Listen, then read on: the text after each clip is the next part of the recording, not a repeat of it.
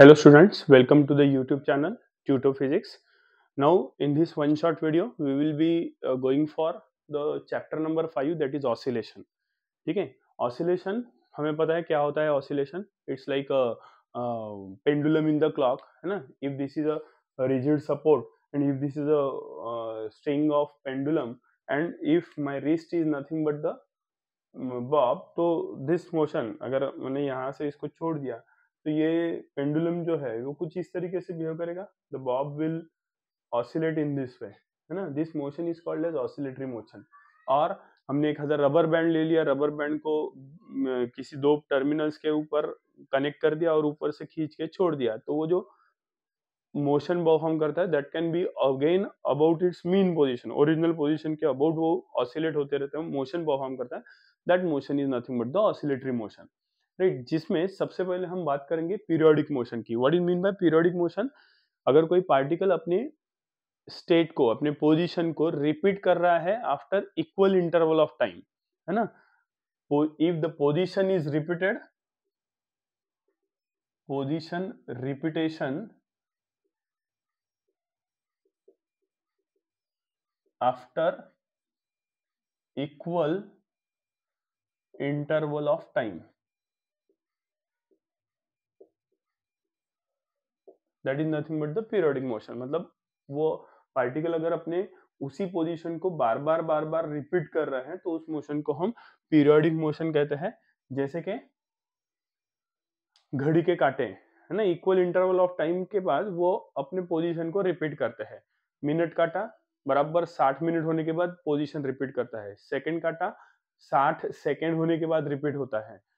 Our कांटा 12 घंटे के बाद बराबर अपने पोजीशन को रिपीट करता है. तो that is nothing but the periodic motion. No simple harmonic motion. Simple harmonic motion मतलब to and fro motion, motion of a particle about its mean position, है ना.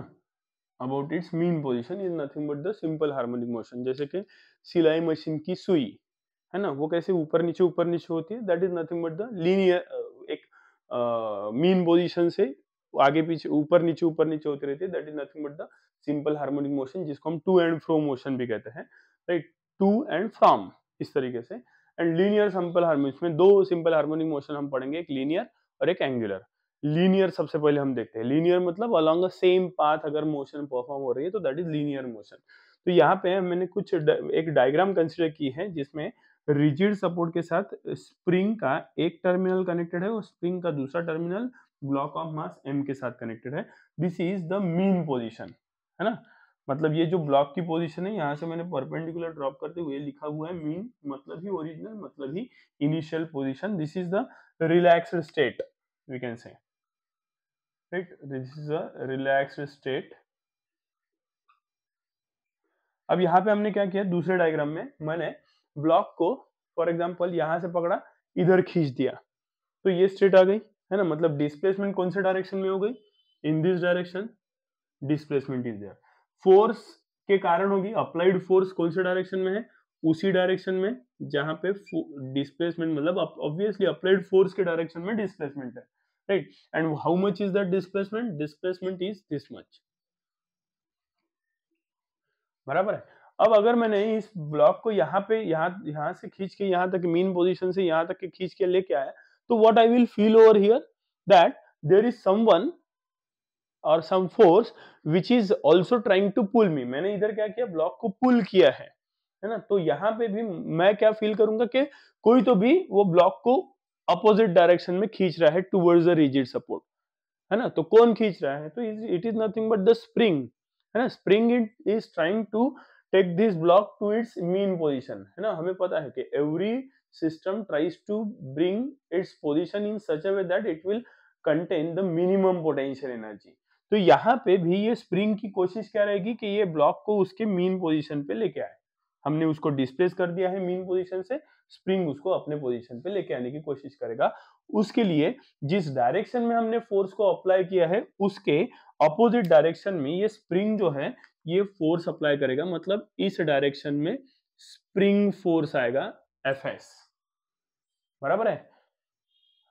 अब डिस्प्लेसमेंट और अप्लाइड फोर्स इनकी डायरेक्शन सेम है, displacement और spring force इनकी direction opposite है, फोर्स और अप्लाइड फोर्स और स्प्रिंग फोर्स जिसको हम रिस्टोरिंग फोर्स भी कहते हैं, इसी स्प्रिंग फोर्स को यहाँ पे हम रिस्टोरिंग फोर्स भी कहेंगे, राइट। तो ये रिस्टोरिंग फोर्स और अप्लाइड फोर्स इनकी डायरेक्शन अपोजिट है। What about the second, this is the what can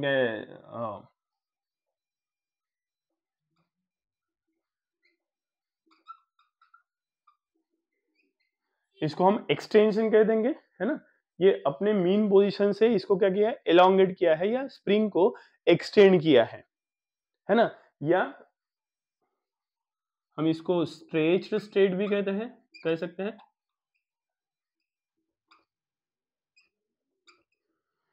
है ना। अब यहाँ पे क्या किया है हमने, ब्लॉक को अंदर धक्का दिया है, अभी हमने धक्का दिया है मतलब पुशिंग फोर्स अप्लाई किया है। अब मैंने अगर यहाँ से इसको पुश किया तो व्हाट आई विल फील कि someone is there which is trying to push the block against the applied force, है ना। मैंने इधर धक्का दिया तो उधर से कोई तो भी धक्का दे रहा है, ये हमें फील होगा यहाँ पे। तो यहाँ पे अप्लाइड फोर्स कैसा है, applied force is in this direction, displacement भी उसी डायरेक्शन में है। कितनी डिस्प्लेसमेंट है, ये इतनी डिस्प्लेसमेंट है यहाँ पे x, है ना। लेकिन ये स्प्रिंग क्या करेगा, उसको अपोजिट डायरेक्शन में भेजने की कोशिश करेगा। तो स्प्रिंग फोर्स किस डायरेक्शन में आएगा, उसके अपोजिट डायरेक्शन में, मतलब ही रिस्टोर करने के लिए वो opposite direction of applied force follow करेगा या डिस्प्लेसमेंट फॉलो करेगा। यहाँ पे ऑब्जर्व करेंगे, यहाँ पे हमने पुलिंग फोर्स अप्लाई किया था तो हमने भी पुलिंग फोर्स एक्सपीरियंस किया, यहाँ पे हमने पुशिंग फोर्स अप्लाई किया तो हमने भी पुशिंग फोर्स ही एक्सपीरियंस किया।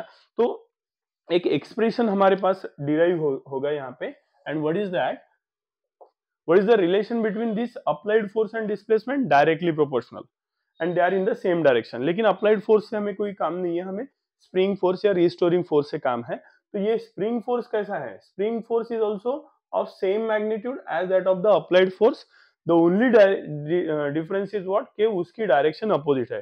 तो spring force is directly proportional to displacement, लेकिन spring force और displacement, spring force और displacement या restoring force और displacement, restoring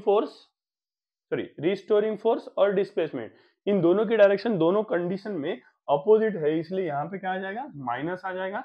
and therefore this Fs is equal to, proportionality sign निकलेगा, इक्वल टू आएगा, equal to के साथ एक कांस्टेंट आएगा, पहले माइनस लिख दिया, and that constant is nothing but k, right. तो Fs की वैल्यू यहाँ पे आ गई minus kx, I call this as equation number 1।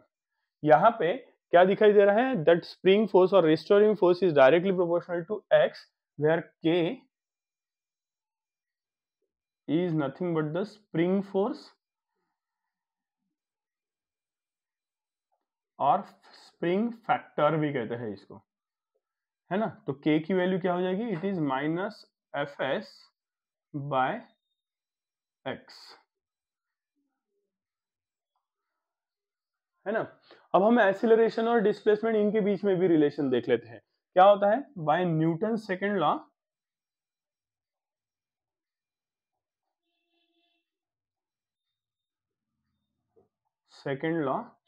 क्या कहता है Newton second law, F is equal to mass into acceleration.